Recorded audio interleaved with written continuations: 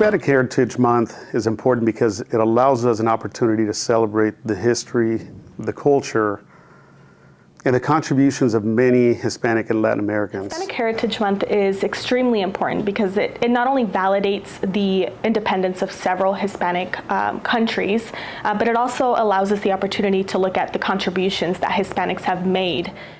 Hispanic Heritage Month is so important because it recognizes the contribution of so many of our Latin American families here in the United States.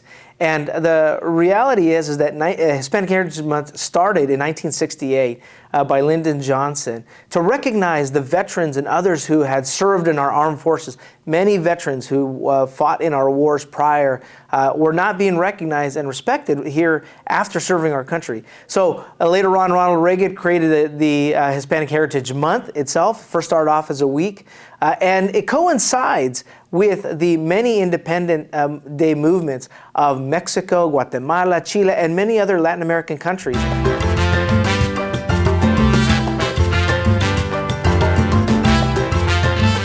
We celebrate our culture, gathering, eating, and having fun with each other. You know, sometimes we're not able to be together, so this is the best time when we have quinceañeras and parties, and we have fun.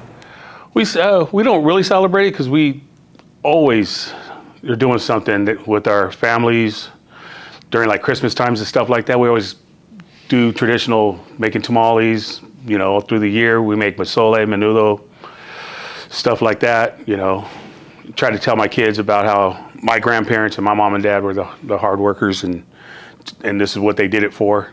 We celebrate, you know, my culture, I'm Mexican, and the way I celebrate our Mexican culture is surrounding ourselves with family.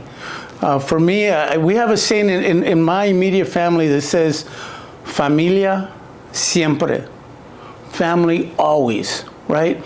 We put God and our family first, and we make it a point to celebrate all the exciting things that our nephews and nieces are doing, our grandkids are doing, you know, all our relatives, whatever we're doing, we have to, it's an excuse, if you will, or a reason to have a party, right? Let's celebrate. I tend to celebrate usually on the 16th of September is a big thing. I personally know that on that weekend there's boxing, and that's something that for years and years, I've always kind of remember the 16-4 is that on that weekend or the weekend before, there's boxing.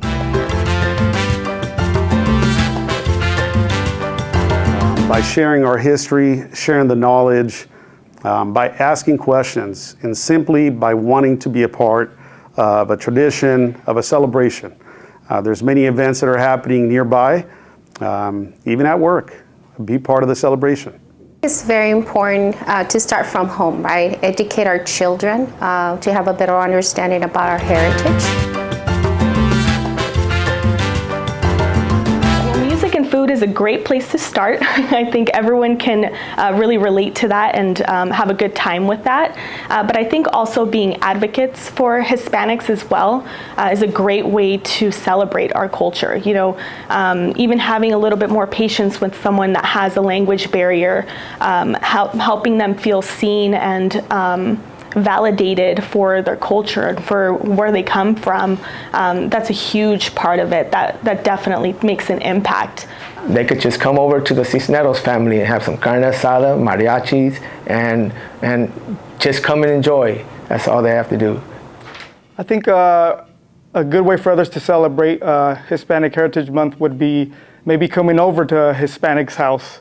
I think that would be a good way to see kind of what the culture is about and kind of get a little insight of what it really is. What it is. In time like this, city events where you can go and participate on the celebration, enjoying the culture, the music, the food. Others can celebrate very easily. Taco Tuesday can be a wonderful way to do that.